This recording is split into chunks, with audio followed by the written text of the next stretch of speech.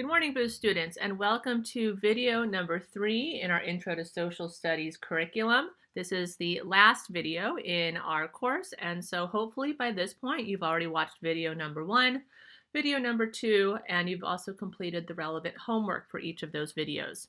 This video is going to be much shorter. We're going to go over review strategies and also start a little bit of document analysis. Then you'll have a chance to practice that document analysis after this video as your final piece of homework.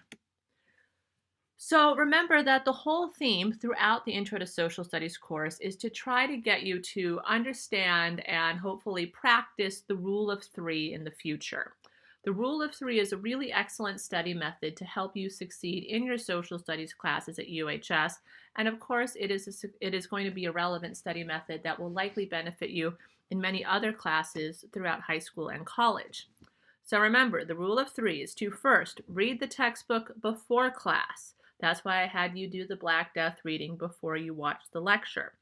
Then, step 2 is to take notes during class. Use either the provided note packet or a notebook or your laptop to take notes on the lecture, but to make sure you're engaged and you're participating, you're awake and you're active. After that, you will need to do step 3, which is to review your notes after class in some capacity. There are many ways to review your notes.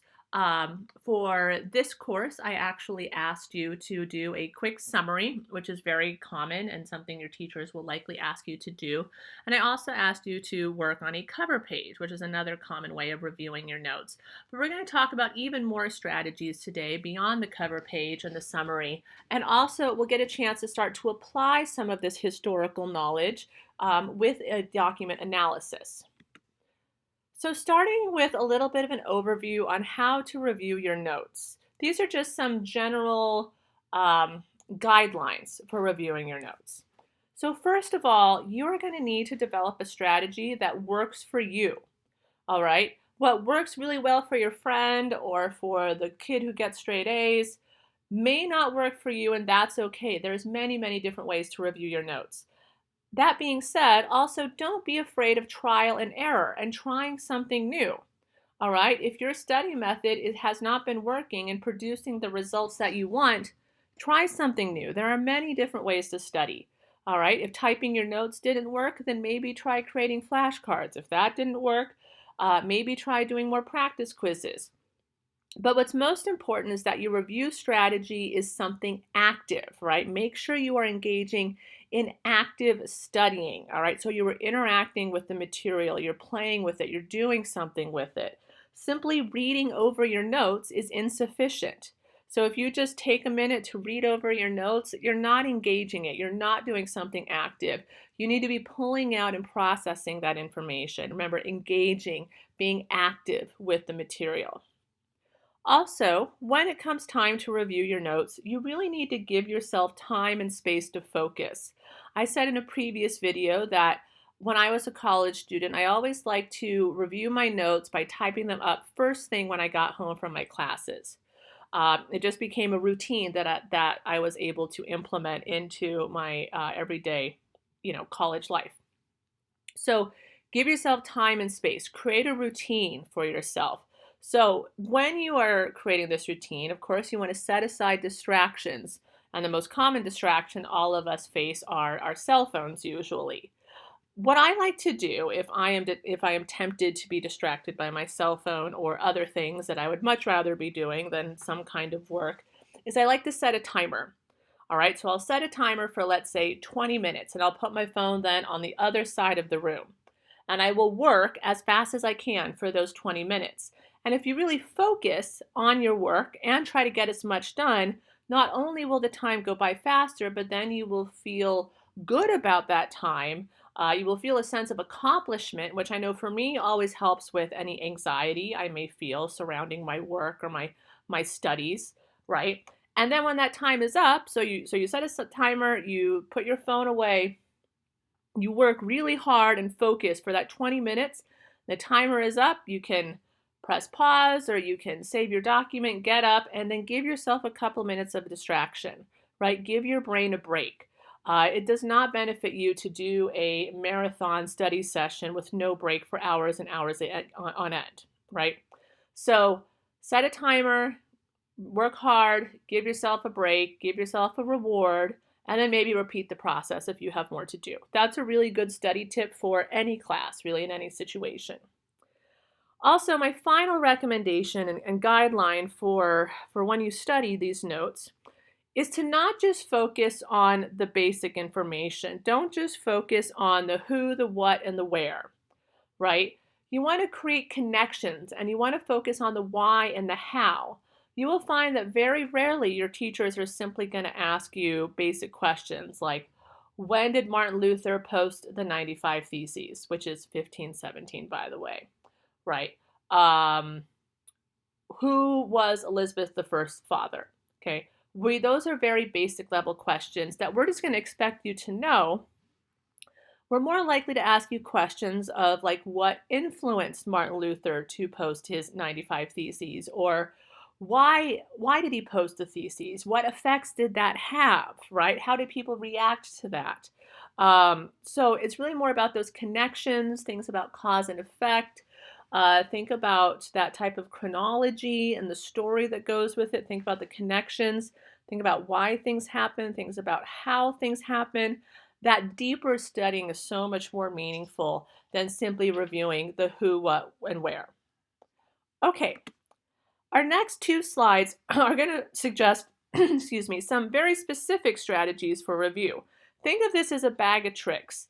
And these are various strategies that you can attempt as you start to develop your own study methods. You may already have some strategies that work for you. That's great. But it's also very likely that your time at UHS might force you to reevaluate your study habits. You may have to put in more time and more effort than you did in the past. So here are a variety of study strategies. Your teachers in both your geo classes and later on will probably talk to you about other strategies as well. So again, feel free to pick and choose, but I encourage you to try something. All right, so one of the most common strategies is to write a summary. That's one of the things I had you do immediately following the lecture on the Black Death. Another recommendation I've already made is if you have handwritten notes, you might consider typing up your notes. That's something I really like to do. It worked for me, right? That doesn't mean it works for everyone, but it worked well for me.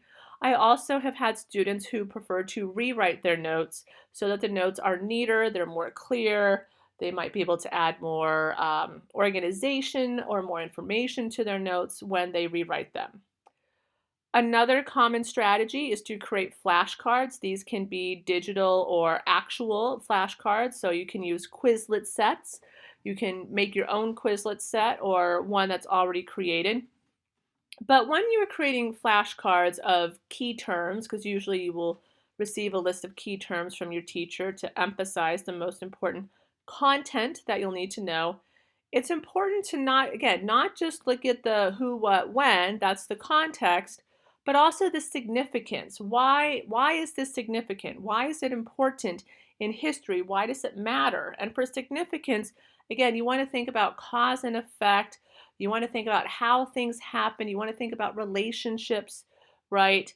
And make those connections. Another way you can play with those key terms are a great study resource, is you can start to organize those terms in different ways. So let's say you create a bunch of flashcards with the context and significance, but you can also organize those terms in different ways. You could organize them thematically, all right? So what terms are related to economics? What terms are related to society? What terms are related to politics? What terms are related to culture? These are what we call thematic categories that we frequently see in, say, a history class. Or you can organize them in a chronological way, right? You can put them in a chronological order, and that, again, might help you understand and recognize patterns of cause and effect or change and continuity over time, which are important historical thinking skills that help you understand the content. More strategies for review. You can create a concept map or a brain map where, again, you kind of look at those key terms and you simply start drawing them out in a way to make connections. Like maybe you start with, the Black Death for the Middle Ages, and some connections you can make are to economic changes and peasant revolts and the end of serfdom, right? Or the decline in the power of the church, and that might relate to some of the corruption in the papacy, and then eventually the Reformation in the 16th century. So it helps you make those connections. You can also answer review questions. Usually your teachers will provide you a series of review questions that correspond with the content. These questions may not be collected and graded, but they are still important review questions to help you process and reflect upon the content to make sure you understand it. You can also take practice quizzes. Practice quizzes are commonly available in AP prep books or AP review books. So like I've said before, almost all the social studies classes at UHS are AP classes. And one of the benefits of that is that there are AP prep or AP review books that you can purchase separate from the class, made by different publishers, Barron's, Princeton Review, places like that. And I always encourage students to buy an AP prep book early on. Don't wait until spring, right? But buy one early on and work through it as a means of review. It will give you a chance to read summaries of the content, to practice multiple choice questions or short answer questions or even essay questions. And so the combination of a prep book and other practice quizzes, which may be available with resources your teachers give you or other online resources, can be really useful. And another popular study strategy is to create a study group. And this can be a lot of fun, but also it can be a huge waste of time if you're not careful. Study groups are really a lot of fun because you get to see your friends and maybe get to chat about the class and decompress a little bit, but you always want to make sure that these study groups are productive because otherwise they're really a waste of time.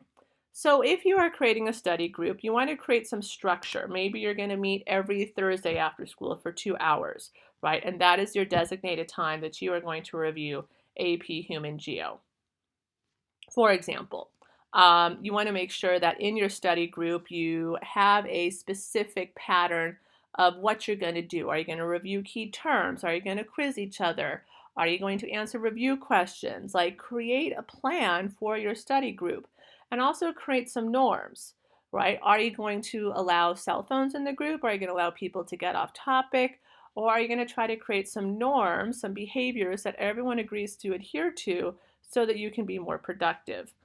Again, these are some really good recommendations in order to keep your study group productive. Now, the most important tip I'm going to give you is that no matter how you study or what strategy you use, it is very important that you at least study every day, or at least every couple days, but study every day a little bit. Some review in some capacity, even if it's 5-10 minutes. Study every day. It's that constant review and that exposure to the material that will help you make it stick in your brain. Okay, now that we've had a chance to cover some strategies for reviewing your content, now let's talk about a common way to apply content. And this is going to be more specific to history classes.